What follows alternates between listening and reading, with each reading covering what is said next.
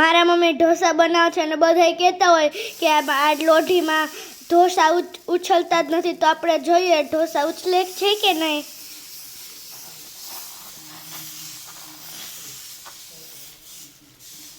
Mummy ઉછળશે dosa? ઉથલશે. હા ઉથલે જ ને. ઉગા થવા માંડ્યા છે.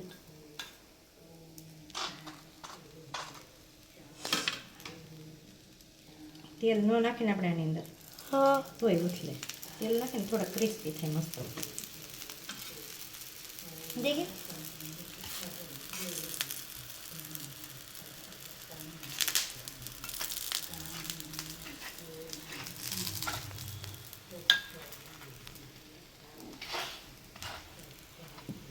મમ્મી મારા મોઢામાં તો પાણી આવી ગયું.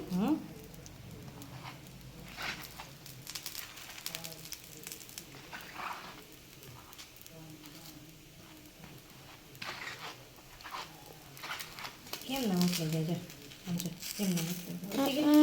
કેમ ઉથલી ગયા એમનું? ક્યાં મસ્ત? મમ્મી બહુ ક્રિસ્પી થયા હો. એકદમ ક્રિસ્પી છે. થોડીક વાર ચડવા દેવાનું. પછી લઈ લેવાનું ડીશમાં. આ તો દેખાડવા હતા ને એટલે જલ્દી ઉથલાઈ લીધા. નહીંતર બે બાજુ ન ચોડવાનું, એક જ બાજુ ચોડવાનું.